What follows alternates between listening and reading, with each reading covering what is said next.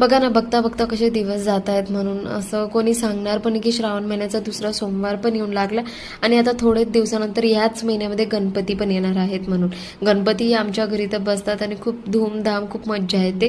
तर इथं दुसऱ्या सोमवारीच आम्ही सकाळी फराळ सोडण्याचा विचार केला होता. त्याच्यासाठी डाळ आणि बट्टी बनवायची. डाळ ऑलमोस्ट शिजून झाली होती आणि बट्टीमध्ये मी टाकलं होतं ओवा, जिरं आणि व्हाईट तीळ आणि नमक आणि थोडंसं तेल. मस्तपैकी असं कणिक भिजवून घेतलं होतं.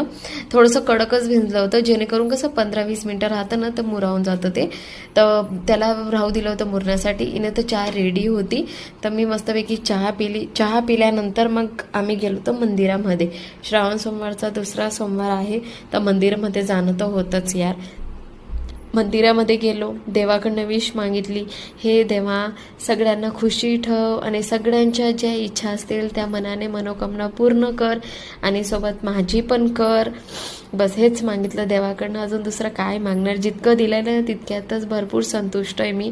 मला दुसरं काहीच नको पाहिजे. पण हां, जे माझे आजूबाजूचे आहेत फॅमिली मेंबर किंवा माझे सबस्क्रायबर, बस तेच खुशी राहायला पाहिजे म्हणून. तर काय नाही, मंदिरमधनं आल्यानंतर मग बट्टी लाटायची होती.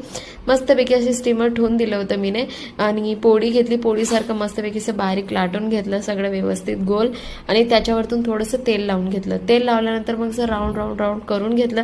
नंतर वापस त्याला फोल्ड. बघू शकता तुम्ही मी कशा प्रकारे करते. म्हणून असं अशी बट्टी ना माझी मम्मी बनवायची.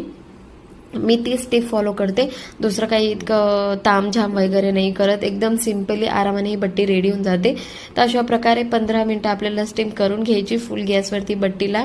आणि झाल्यानंतर लगेच थंडी झाल्यानंतर तुम्ही तिला कट करून तशीच खाऊ शकता. माझ्या हस्बंडचं सध्या तब्येत बराबर नव्हती ना, तर त्यांनी डॉक्टरांनी त्यांना सांगितलं तळलेलं नाही खायचं. तर आमच्यासाठी तळलेल्या केल्या होत्या बट्ट्या आणि त्यांच्यासाठी बिना तळलेल्या होत्या. तर राणीनेच हे सगळ्या बट्ट्या तळल्या होत्या. आणि हां बघा, सांगायचंच राहिलं, आज मॅडमने कप घेतलेला आहे स्पेशल. बघा तुम्हाला आता दाखवणारच ती. शो ऑफ करणार. भरपूर हाऊस तिला शो ऑफ करण्याची. कप कसा आहे कमेंटमध्ये सांगा आणि महाग पडला का स्वस्त पडला ते पण सांगा. तो कप आहे 300 रुपयाचा, काचेचा आहे.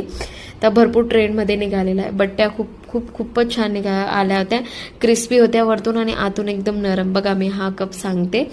तर आम्ही बसून गेलो जेवणाला. तर आम्ही तर मस्त डाळ बट्टी खाऊन आमचा उपवास मोडलेला आहे आणि खूपच टेस्टी जेवण बनलं होतं. एकदम सिम्पल आणि इझी.